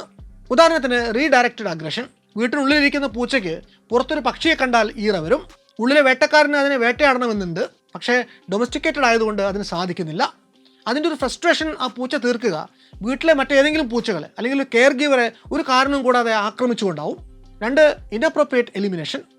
പോട്ടി ട്രെയിൻഡ് ആയിട്ടുള്ള പൂച്ചകൾ ചിലപ്പോൾ ലിറ്റർ ബോക്സിന് പുറത്ത് മൂത്രമൊഴിച്ചു വയ്ക്കും. അത് ഒന്നിനോടുമുള്ള പ്രതിഷേധമല്ല, ഉള്ളിൽ കിടന്നിങ്ങനെ പുകയുമ്പോൾ അരക്ഷിതാവസ്ഥയ്ക്ക് കുറവുണ്ടാകാൻ വേണ്ടി സേഫ് ടെറിട്ടറിക്കുള്ളിലെ സ്വന്തം മൂത്രം മണത്ത് ആശ്വസിക്കാനുള്ളൊരു ശ്രമമാണ് അത് നടത്തുന്നത്. പൂച്ചകൾ ഏകാഗികളാണ് എന്നാണ് പൊതുവെ വിശ്വാസമെങ്കിലും വിഭവങ്ങൾക്ക് ക്ഷാമമില്ലാത്ത ഇടങ്ങളിൽ അവ കോളനികളായിട്ടും കഴിഞ്ഞു കൂടാറുണ്ട്. ആ സോഷ്യൽ സ്ട്രക്ചർ പക്ഷേ വുൾഫ് പാക്കിൻ്റെ പോലെ ഹൈറാർക്കിക്കലല്ല. ടെറിട്ടറിക്കുള്ളിലെ ഇഷ്ടയിടങ്ങളുടെ ടൈം ഷെയറിംഗ് ആണ് കോളനിക്കുള്ളിലെ അംഗങ്ങൾക്കിടയിൽ ഉണ്ടാവുക. ഏറ്റവും കൂടുതലായിട്ട് നായകൾക്ക് തങ്ങളുടെ വൈകാരിക സുരക്ഷിതത്വത്തിന് ഉടമസ്ഥൻ അടുത്ത് വേണമെന്നുണ്ടെങ്കിൽ പൂച്ചകൾക്ക് അവരുടെ പരിസരം അഥവാ ടെറിട്ടറി മാത്രമാണ് പ്രധാനം. ഉടമസ്ഥനേക്കാൾ കൂടുതൽ തങ്ങളുടെ വീടിനോടും സ്ഥലത്തോടും വൈകാരികമായിട്ട് അടുപ്പം കാണിക്കുന്നവരാണ് പൂച്ചകൾ. നായ്ക്കളും പൂച്ചകളും തങ്ങളുടെ ഉടമസ്ഥനെക്കുറിച്ച് ചിന്തിക്കുന്നത് എന്താണ് എന്നതിനെക്കുറിച്ച് സുപ്രസിദ്ധ നാസ്തിക ചിന്തകനായ ക്രിസ്റ്റഫർ ഹിച്ചൻസ് തൻ്റെ the portable atheist essential readings for the non believer എന്ന പുസ്തകത്തിൽ കൊടുത്തിട്ടുള്ള ഒരു ഫലിതം ഇങ്ങനെയാണ്. പട്ടികളുടെ ഉടമസ്ഥർ ശ്രദ്ധിച്ചു കാണും. നിങ്ങൾ അവയ്ക്ക് വിശക്കുമ്പോൾ ഭക്ഷണവും ദാഹിക്കുമ്പോൾ വെള്ളവും തലചായ്ക്കാൻ ഒരു ഇടവും അത്യാവശ്യം സ്നേഹവും ഒക്കെ കൊടുത്താൽ അവ ചിന്തിക്കുക നിങ്ങൾ ദൈവമായതുകൊണ്ടാണ് അങ്ങനെയൊക്കെ ചെയ്യുന്നത് എന്നാവും. എന്നാൽ പൂച്ചകളുടെ ഉടമസ്ഥരുടെ അനുഭവം അങ്ങനെയല്ല. നിങ്ങൾ അവയ്ക്ക് വിശക്കുമ്പോൾ ഭക്ഷണവും ദാഹിക്കുമ്പോൾ വെള്ളവും തലചായ്ക്കാൻ ഒരു ഇടവും അത്യാവശ്യം സ്നേഹവും ഒക്കെ കൊടുത്താൽ അവ ചിന്തിക്കുക അവർ ദൈവമായതുകൊണ്ടാണ് നിങ്ങൾ അങ്ങനെയൊക്കെ ചെയ്തത് എന്നാണ്. പൂച്ചകളുമായിട്ട് ബന്ധപ്പെട്ട രസകരമായ കഥകൾ നിരവധിയുണ്ട്. അക്കൂട്ടത്തിൽ ചിലത് പറഞ്ഞു പോവാം. മഹാഭാരതത്തിലെ ശാന്തിപർവ്വത്തിൽ പറയുന്ന ലോമശനും പലിതനും തമ്മിലുള്ള കഥ ഇതിനൊരു ഉദാഹരണമാണ്. ഒരു വലയിൽ കുടുങ്ങിയ ലോമച്ചൻ എന്ന പൂച്ചയും അവിടെ എത്തുന്ന പലിതൻ എന്ന എലിയും തമ്മിലുള്ള അതിജീവനത്തിൻ്റെ ആ കഥയെ വേണമെങ്കിൽ ലോകത്തിലെ ആദ്യത്തെ ടോം ആൻഡ് ജെറി കഥ എന്ന് വിളിക്കാം. പരസ്പരം വിശ്വസിക്കാതെ തന്നെ എങ്ങനെ ഒരു ആപത്തിൽ നിന്ന് സഹകരിച്ച് രക്ഷപ്പെടാം എന്ന വലിയൊരു പാഠമാണ് ഈ ചെറിയ ജീവികൾ അന്ന് നൽകിയത്. മറ്റൊരു കഥ പഞ്ചതന്ത്രത്തിലേതാണ്. ഒരു മരപ്പൊത്തിൽ താമസിച്ചിരുന്ന കപിഞ്ചലൻ എന്ന പക്ഷിയും ആ പൊത്ത് കൈക്കലാക്കിയ ശീഘ്രകൻ എന്ന മുയലും തമ്മിലുള്ള വീടിനായിട്ടുള്ള തർക്കമാണ് ഈ കഥയുടെ ആധാരം. തങ്ങൾ തമ്മിലുള്ള തർക്കം തീർക്കാൻ ഒരു വിധികർത്താവിനെ തേടിപ്പോയ അവർ ഭക്തനായ സന്യാസി പോലെ അഭിനയിച്ച തീക്ഷ്ണദ്രംഷ്ടൻ എന്നൊരു കാട്ടുപൂച്ചയുടെ അടുത്തെത്തുന്നു. പൂച്ചയുടെ സമാധാനപരമായിട്ടുള്ള പ്രസംഗത്തിൽ വിശ്വസിച്ച് അവർ അടുത്തെത്തിയ നിമിഷം ആ ചതിയൻ പൂച്ച അവർ രണ്ടുപേരെയും കൊന്നു നിന്നു എന്നാണ് കഥ. ഇതുപോലെ ഇസ്ലാമിലെ പ്രവാചകനായിരുന്ന മുഹമ്മദ് നബിയുമായി ബന്ധപ്പെട്ടും ചില പൂച്ച കഥകൾ പ്രചരിച്ചിട്ടുണ്ട്. അതിലൊന്ന് ഇങ്ങനെയാണ്. ഒരു ദിവസം പ്രവാചകൻ ക്ഷീണിതനായി വിശ്രമിക്കുകയായിരുന്നു. അദ്ദേഹത്തിന് തൊട്ടടുത്തായി മുവസ്സ എന്നറിയപ്പെട്ടിരുന്ന അദ്ദേഹം ഏറെ വാത്സല്യത്തോടെ പരിഗണിച്ചിരുന്ന പൂച്ചയും കിടപ്പുണ്ടായിരുന്നു. പെട്ടെന്ന് എവിടെ നിന്നോ ഒരു പാമ്പ് അദ്ദേഹം വിശ്രമിക്കുന്നതിനിടത്തേക്ക് ഇഴഞ്ഞു വരികയും അദ്ദേഹത്തെ ലക്ഷ്യമാക്കി മുന്നോട്ടായുകയും ചെയ്തു. തൻ്റെ നിതാന്ത ജാഗ്രതയിൽ എവിടെ നിന്നോ അപകടം മനസ്സിലാക്കിയ മുവസ്സ തൽക്ഷണം പ്രവാചകനെ ലക്ഷ്യമാക്കി വന്ന പാമ്പിനെ ആക്രമിക്കുകയും അതിലൂടെ അദ്ദേഹത്തിന് പിണഞ്ഞേക്കാവുന്ന വലിയൊരു അപകടത്തിൽ നിന്ന് അദ്ദേഹത്തെ രക്ഷിക്കുകയും ചെയ്തു. മറ്റൊരു കഥ പ്രകാരം ഒരിക്കൽ പ്രവാചകൻ പള്ളിയിലേക്ക് പ്രാർത്ഥനയ്ക്ക് പോകാൻ തയ്യാറെടുക്കുകയായിരുന്നു. വസ്ത്രം എടുക്കാൻ വേണ്ടി അത് വെച്ചിരിക്കുന്നിടത്തേക്ക് ചെന്നപ്പോഴാണ് തൻ്റെ വസ്ത്രത്തിൻ്റെ കൈക്കുള്ളിൽ മൂവസ്സ ഉറങ്ങുന്നതായിട്ട് അദ്ദേഹം കാണുന്നത്. മൂവസ്സയെ വളരെ ലാളിച്ചിരുന്ന അദ്ദേഹത്തിന് അവളുടെ ഉറക്കം തടസ്സപ്പെടുത്താൻ മനസ്സ് വന്നില്ല. സുഖമായി ഉറങ്ങിയിരുന്ന അവളെ ഉണർത്താതെ വസ്ത്രത്തിന് ആ ഭാഗം മാത്രം മുറിച്ചു മാറ്റി അത് ധരിച്ചുകൊണ്ട് അദ്ദേഹം ഒന്ന് പ്രാർത്ഥനയ്ക്ക് വേണ്ടി പുറപ്പെടുകയും ചെയ്തു. പ്രവാചകന്റെ സന്തത സഹചാരിയായിരുന്ന അബു ഹുറൈറയും തൻ്റെ പൂച്ചപ്രേമം കൊണ്ട് ഏറെ അറിയപ്പെട്ടിരുന്ന ആളാണ്. അദ്ദേഹത്തിൻ്റെ പേരിൻ്റെ അർത്ഥം തന്നെ പൂച്ചക്കുഞ്ഞുങ്ങളുടെ പിതാവ് എന്നാണ്. പുരാണങ്ങളിലെ കഥകളിൽ മാത്രമല്ല അങ്ങ് ബഹിരാകാശത്തുമുണ്ട് പൂച്ചയ്ക്ക് പിടി. മനുഷ്യൻ ബഹിരാകാശത്തേക്ക് പരീക്ഷണങ്ങൾ തുടങ്ങിയപ്പോൾ കുരങ്ങുകളെയും നായ്ക്കളെയും ഒക്കെ അയച്ച കഥ നമ്മൾ കേട്ടിട്ടുണ്ട്. സ്പുട്നിക് എന്ന റഷ്യൻ ദൗത്യത്തിൻ്റെ നോവായിരുന്നു ലൈക്ക എന്ന നായ. എന്നാൽ 1963 ഫ്രഞ്ച് സ്പേസ് പ്രോഗ്രാമിൻ്റെ ഭാഗമായി ബഹിരാകാശത്തെത്തിയിട്ടുള്ള ഒരു പൂച്ചയുണ്ട്. ഫെലിസെറ്റ് എന്നാണ് ഈ പൂച്ചയുടെ പേര്. ഈ ദൗത്യത്തിനു വേണ്ടി പരിശീലിപ്പിച്ച 14 പൂച്ചകളിൽ ഒന്നായിരുന്നു ഫെലിസെറ്റ്. സുരക്ഷിതമായിട്ട് ഭൂമിയിൽ തിരിച്ചെത്തിയ ഫെലിസെറ്റിൻ്റെ ഓർമ്മയ്ക്ക് വേണ്ടി ഫ്രാൻസിലെ സ്ട്രാസ്ബർഗിലുള്ള ഇന്റർനാഷണൽ സ്പേസ് യൂണിവേഴ്സിറ്റിയിൽ ഇന്നും അവളുടെ ഒരു വെങ്കല പ്രതിമ നിലകൊള്ളുന്നു. 1975 മിഷിഗണിൽ ജാക്ക് ഹെതറിംഗ്ടൺ എന്നൊരു ഫിസിക്സ് പ്രൊഫസർ ഉണ്ടായിരുന്നു. കാഴ്ച പരിമിതനായിരുന്നു അദ്ദേഹം. പിൽക്കാലത്ത് ഏറെ ശ്രദ്ധിക്കപ്പെട്ട ഒരു പ്രബന്ധം അദ്ദേഹം വളരെ കഷ്ടപ്പെട്ട് സ്വന്തം ടൈപ്പ്റൈറ്ററിൽ ടൈപ്പ് ചെയ്തെടുക്കുന്നു. അത് അന്ന് പ്രൊഫസർ ഹെതറിംഗ്ടൺ തൻ്റെ സഹപ്രവർത്തകരിൽ ഒരാളെ കാണിച്ചപ്പോൾ അദ്ദേഹം അതിലൊരു പിശക് ചൂണ്ടിക്കാണിക്കുന്നു. പ്രബന്ധത്തിലുടനീളം പ്രൊഫസർ ഐ എന്ന് ഉപയോഗിക്കേണ്ടടുത്ത് വി എന്ന് ഉപയോഗിച്ചിരിക്കുന്നു. ഫിസിക്കൽ റിവ്യൂ ലെറ്റേഴ്സ് എന്ന മാസികയിലേക്കാണ് ഈ പ്രബന്ധം പ്രൊഫസർ ഹെതറിംഗ്ടൺ അയച്ചു കൊടുക്കാനിരുന്നത്. അവരുടെ പ്രസിദ്ധീകരണ ചട്ടങ്ങൾ വളരെ കർക്കശമായിരുന്നു.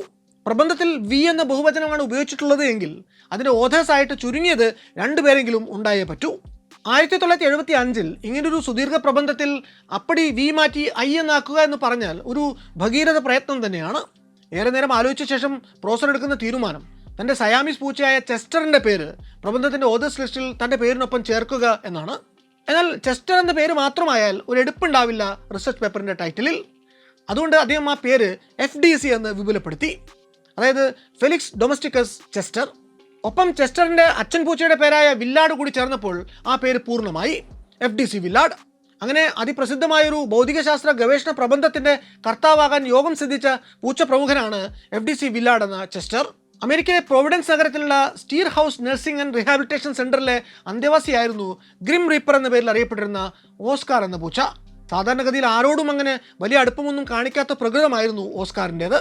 എന്നാൽ ജീവിതസന്ധിയുടെ അവസാനത്തിലെത്തി നിൽക്കുന്ന ആ നഴ്സിംഗ് ഹോമിലെ രോഗികളിൽ ആരുടെയെങ്കിലും മരണമടുക്കാറാകുമ്പോൾ ഓസ്കാർ ആ രോഗിയുടെ കിടക്കയിൽ കയറി അടുത്തിരിക്കുകയും അവരോടൊപ്പം ശാന്തമായി കിടക്കുകയും ചെയ്തിരുന്നു.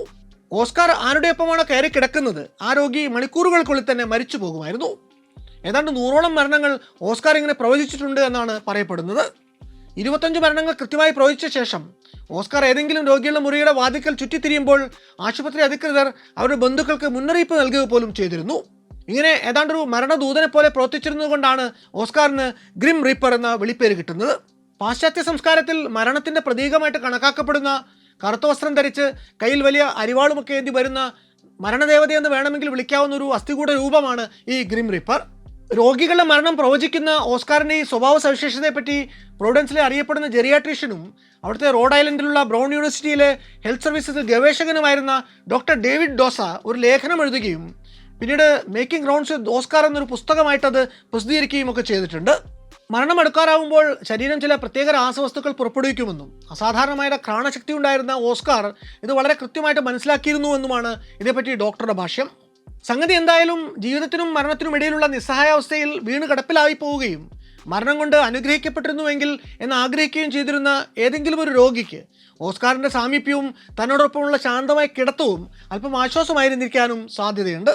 അതുപോലെ തൻ്റെ വ്യത്യസ്തമായ മുഖഭാവം കൊണ്ട് ഇൻ്റർനെറ്റിലൂടെ ലോകമെമ്പാടും താരമായിട്ട് മാറിയ പൂച്ചയാണ് ഗ്രംപി കാറ്റ് എന്ന പേരിൽ അറിയപ്പെട്ടിരുന്ന ടാർഡാർ സോസ്. 2012 ഇതിൻ്റെ ഉടമയായ തബാത്ത ബുണ്ണൻസിൻ്റെ സഹോദരൻ ബ്രയാൻ തൻ്റെ റെഡിറ്റ് അക്കൗണ്ടിൽ പോസ്റ്റ് ചെയ്ത ഒരു ഫോട്ടോയിലൂടെയാണ് ഈ പൂച്ച സോഷ്യൽ മീഡിയയിൽ വൈറലാകുന്നത്. സദാ മുഷിപ്പൻ മട്ടിലുള്ള തൻ്റെ മുഖഭാവമാണ് അവളെ ലോകപ്രസിദ്ധിയാക്കിയത്. I had fun once, it was awful പോലെയുള്ള തമാശ വാചകങ്ങൾ ചേർത്ത് അവളുടെ ചിത്രങ്ങൾ പിന്നീട് ആളുകൾ ഏറ്റെടുത്തു. കാര്യം ഇങ്ങനെയൊക്കെ ആയിരുന്നുവെങ്കിലും ഡ്വാർഫിസം എന്ന ആരോഗ്യ പ്രശ്നം ഉണ്ടായിരുന്നതുകൊണ്ടാണ് അവളുടെ മുഖഭാവം എപ്പോഴും അസ്വസ്ഥമായിട്ട് തോന്നിയിരുന്നത്.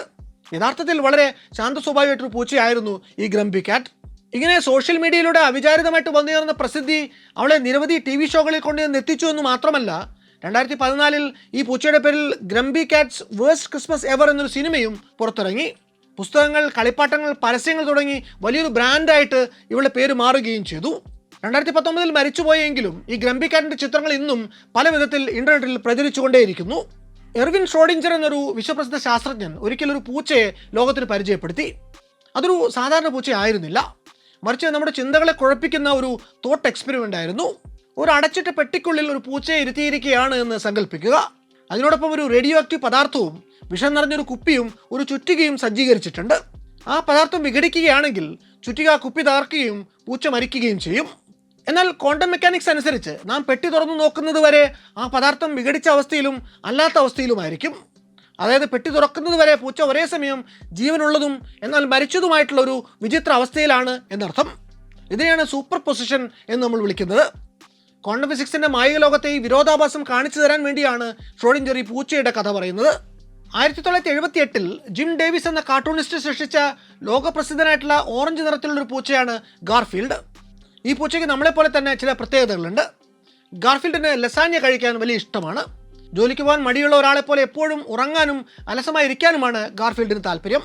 തൻ്റെ ഉടമസ്ഥനായ ജോൺ അർബക്കിളിനെയും സ്നേഹനിധിയായ പക്ഷേ കുറച്ച് വിഡ്ഢിയായ ഓടി എന്ന നായയും ചുറ്റിപ്പറ്റിയാണ് ഗാർഫീൽഡിൻ്റെ ലോകം. ലോകമെമ്പാടുമുള്ള പത്രങ്ങളിലും TV ഷോകളിലും ഗാർഫീൽഡ് ഇന്നും ചിരി പടർത്തുന്നു. എന്നാൽ ലോകത്ത് ഏറ്റവും കൂടുതൽ തല്ലുപിടിക്കുന്ന പൂച്ച ആരാണെന്ന് ചോദിച്ചാൽ ഒരൊറ്റ ഉത്തരമേ ഉള്ളൂ, അത് ടോമാണ്. 1940 വില്യം ഹന്നയും ജോസഫ് ബാർബറയും ചേർന്നാണ് ഈ നീലകർന്ന ചാരനിറത്തിലുള്ള പൂച്ചയെ സൃഷ്ടിച്ചത്. പൂർണ്ണനാമം തോമസ് ജാസ്പർ ടോം കാറ്റ്. ടോമിൻ്റെ ജീവിത ലക്ഷ്യം തന്നെ കുസൃതിക്കാരനായിട്ടുള്ള എലി ജെറിയെ പിടിക്കുക എന്നതാണ്. ടോം വലിയ ബുദ്ധിമാനാണെന്ന് സ്വയം വിചാരിക്കുമെങ്കിലും പലപ്പോഴും ജെറിയുടെ കുസൃതികൾക്ക് മുന്നിൽ തോറ്റുപോവുകയാണ് പതിവ്. എങ്കിലും ഇവർ തമ്മിലുള്ള ഈ രസകരമായ പോരാട്ടം 7 അക്കാദമി അവാർഡുകൾ വരെ നേടിക്കൊടുത്തിട്ടുണ്ട്. ഇന്നും മുതിർന്നവർക്കും കുട്ടികൾക്കും ഒരുപോലെ പ്രിയപ്പെട്ടവനാണ് നമ്മുടെ ടോം. ഒരു കുഞ്ഞു കഥ കൂടി പറഞ്ഞുകൊണ്ട് ഈ ലക്കം അവസാനിപ്പിക്കാം. കഥയ്ക്ക് ആധാരമായിട്ടുള്ള ചോദ്യം ഇതാണ്: മനുഷ്യരിൽ നല്ലൊരു അംശവും പൂച്ചകളെ സ്നേഹിക്കുന്നത് ഏറെ സ്വാഭാവികമായിട്ടുള്ളൊരു പ്രതിഭാസമാണോ, അതോ അതിനു പിന്നിൽ പ്രകൃതിയും പൂച്ചയും ചേർന്നുകൊണ്ടുള്ള ഒരു ഗൂഢാലോചനയുണ്ടോ? സാർക്കോസിസ്റ്റിയുടെ ഫാമിലിയിൽപ്പെട്ട ടോക്സോപ്ലാസ്മ ഗോണ്ടൈ എന്നു പേരുള്ള ഒരു പാരസൈറ്റ്, ഒരു പരാത ജീവിയുണ്ട്. അവയ്ക്ക് പ്രത്യുൽപാദനം നടത്തണമെങ്കിൽ ഒരൊറ്റ എൻവയോൺമെൻറ്റിൽ മാത്രമേ അത് സാധിക്കൂ. അത് പൂച്ചകളുടെ കുടലിനകത്താണ്. അവിടേക്ക് പക്ഷേ എങ്ങനെ എത്തിപ്പെടും? അതിനുവേണ്ടി ഈ പാരസൈറ്റ് ആദ്യം ചെയ്യുന്നത് എലികളെ ചെന്ന് പിടികൂടുകയാണ്. എലികളെ ബാധിക്കുന്ന ഈ പരാതം അതിൻ്റെ തലച്ചോറിനെ റീവയർ ചെയ്ത് പൂച്ചയോടുള്ള പേടി ഇല്ലാതാക്കും. അതോടെ അന്നുവരെ പൂച്ചയുടെ കാലൊച്ച കേട്ടാൽ ഓടി ഒളിച്ചിരുന്ന എലി ചെന്ന് പൂച്ചയുടെ മുന്നിൽ ചുറ്റിക്കറങ്ങും. സ്വാഭാവികമായും വിശന്നിരിക്കുന്ന പൂച്ച ആ എലിയെ പിടിച്ച് തിന്നുകയും ചെയ്യും. അങ്ങനെ എലിയുടെ ദേഹത്ത് കയറി പൂച്ചയുടെ വയറ്റിലെത്തുന്ന പരാതം അവിടെ വെച്ച് തൻ്റെ പരിണാമ ദൗത്യം പൂർത്തീകരിക്കും. പഠനങ്ങൾ തെളിയിക്കുന്നത് ലോക ജനസംഖ്യയുടെ നല്ലൊരു അംശവും ഇതേ പരാത ജീവിയുടെ വാഹകരാണ് എന്നാണ്. പുതിയ പഠനങ്ങൾ അനുസരിച്ച് മനുഷ്യരുടെ ചിന്തകളെ മാറ്റാൻ ശേഷിയുള്ള ഒരു ഹൈപ്പർ പാരസൈറ്റാണ് ടോക്സോപ്ലാസ്മ ഗോണ്ടൈ. പുരുഷന്മാരെ ഇത് കൂടുതൽ സാഹസികരും എടുത്തുചാട്ടക്കാരുമാക്കുമ്പോൾ സ്ത്രീകളെ കൂടുതൽ ഊഷ്മളമായ പെരുമാറ്റമുള്ളവരാക്കി മാറ്റാൻ ഇതിന് കഴിയുമത്രേ. ആളുകളെ റിസ്ക് എടുത്ത് ബിസിനസ് നടത്തി വിജയിപ്പിക്കാൻ വരെ ഈ കാറ്റ് പാരസൈറ്റ് പ്രേരിപ്പിക്കുന്നുണ്ട് എന്ന് ചില ശാസ്ത്ര ലേഖനങ്ങൾ സൂചിപ്പിക്കുന്നു. ഇതുവരെയുള്ള മാർജാര ചരിത്രം പരിശോധിച്ചാൽ ഈജിപ്തിൽ അവയെ ദൈവത്തെ പോലെ കണ്ട് ആരാധിച്ചിരുന്നു. മധ്യകാല യൂറോപ്പിൽ പൂച്ചകൾ പിന്നീട് ചിത്രവധങ്ങൾക്ക് ഇരയായിട്ടുണ്ട്. അവിടെ നിന്ന് വംശനാശം നേരിടാതെ സ്വമേധയാ മനുഷ്യർ പാർക്കുന്ന ഇടങ്ങളിലേക്ക് അതിഥിയായിട്ട് വന്നു കയറുന്ന പൂച്ചകളെ നമ്മൾ മനുഷ്യർ ഇന്ന് എത്ര വാത്സല്യത്തോടെയാണ് പരിചരിക്കുന്നത് എന്നതിന് പിന്നിലും ഇതേ പാരസൈറ്റിൻ്റെ ലീലാവിലാസങ്ങളാണോ എന്ന് ആരെങ്കിലും സംശയിച്ചാലും നമുക്കവരെ കുറ്റപ്പെടുത്താനാവില്ല. ഈ പറഞ്ഞു വെച്ച കഥയിൽ സത്യമുണ്ടെങ്കിലും ഇല്ലെങ്കിലും ഇനിയൊരു പൂച്ചയുടെ കണ്ണുകളിലേക്ക് നോക്കുമ്പോൾ വിശ്വസ്തവിധേയനായിട്ടുള്ളൊരു വളർത്തുമൃഗത്തിൻ്റെ നേർക്കല്ല നമ്മൾ നോക്കുന്നത്. നമ്മൾ മനുഷ്യരെ തുല്യരായി മാത്രം കാണുന്ന തികഞ്ഞ ആത്മാഭിമാനമുള്ള വേട്ടയാടി നടന്നൊരു കാടിനെ ഉള്ളിൽ പേറുന്ന ഒരു വന്യജീവിയോടാണ് ഇടപെടുന്നത് എന്ന തിരിച്ചറിവ് നമുക്കുണ്ടാവട്ടെ.